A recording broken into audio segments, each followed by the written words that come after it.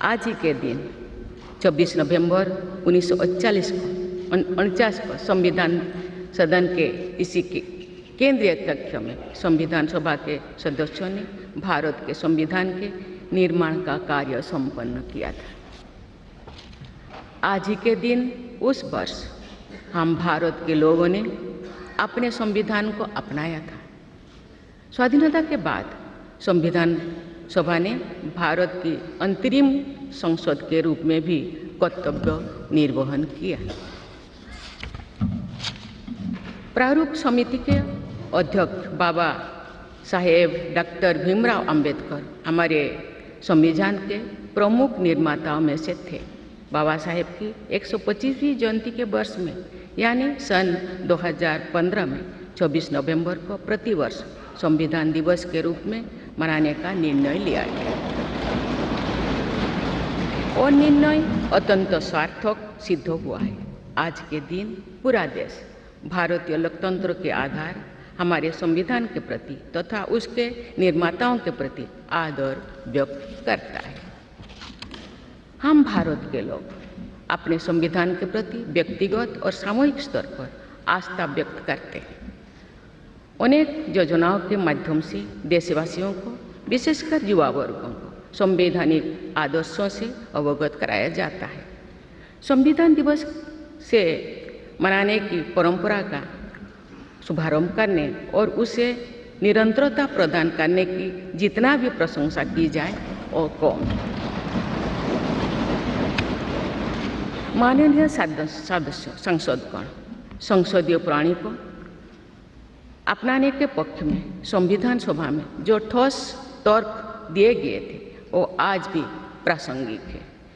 विश्व के विशालतम लोकतंत्रों में जन आकांक्षाओं को अभिव्यक्त करने वाली भारतीय संसद विश्व के अनेक लोकतंत्र के लिए आज एक उदाहरण के रूप में प्रतिष्ठित है। हमारे संविधान निर्माता चाहते थे कि संविधान के माध्यम से हमारा सामूहिक और व्यक्तिगत स्वाभिमान सुनिश्चित रहे। मुझे ये कहते हुए बहुत प्रसन्नता होती है कि बीते दशक में हमारे संसद ने जन आकांक्षाओं को अभिव्यक्त करने के अत्यंत प्रभावी उदाहरण प्रस्तुत किया है। संविधान निर्माताओं की अपेक्षाओं पर खरा उतरने के लिए मैं आप सभी सांसदों को बहुत बहुत बधाई देती हूँ। साथ ही कृतज्ञ राष्ट्र की ओर से मैं संविधान सभा के परम सम्मानीय सदस्यों की स्मृति में सादर नमन करती हूँ। हमारे संविधान की अंतरात्मा जिन आदर्शों में अभिव्यक्त होती है वो आदर्श है सामाजिक, आर्थिक एवं राजनैतिक न्याय, स्वतंत्रता, समता और बंधुता। मुझे ये देखकर हर्ष होता है कि इन सभी आयामों पर संसद सदस्यों ने संविधान निर्माताओं की परिकल्पनाओं को यथार्थ स्वरूप प्रदान किया है। हमारी संसदीय प्रणाली की सफलता के ठोस प्रमाण के रूप में आज भारत विश्व की तीसरी सबसे बड़ी अर्थव्यवस्था बनने की ओर तेज गति से अग्रसर है।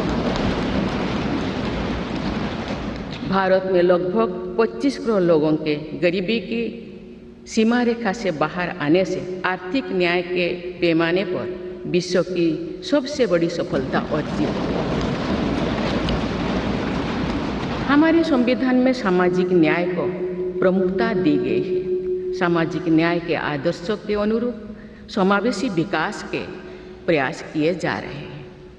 ऐसे अनेक प्रयासों में इकोनॉमिकली वीकर सेक्शंस के लिए शिक्षण संस्थाओं और रोजगार में आरक्षण का प्रावधान करना, दिव्यांगजनों की परिभाषा को विस्तार देते हुए उनके हित में विशेष अधिनियम लागू करना और उसे कार्यरूप देना तथा राष्ट्रीय पिछड़ा वर्ग आयोग को संवैधानिक दर्जा प्रदान करना शामिल है। 3 तलाक से जुड़े सामाजिक कुरीति पर अंकुश लगाकर संसद ने हमारी बहनों बेटियों के सशक्तिकरण और सामाजिक न्याय की दिशा में ऐतिहासिक कदम उठाए हैं। देश के आर्थिक एकीकरण के लिए स्वाधीनता के बाद का सबसे बड़ा टैक्स सुधार गुड्स एंड सर्विसेज टैक्स के रूप में किया गया है।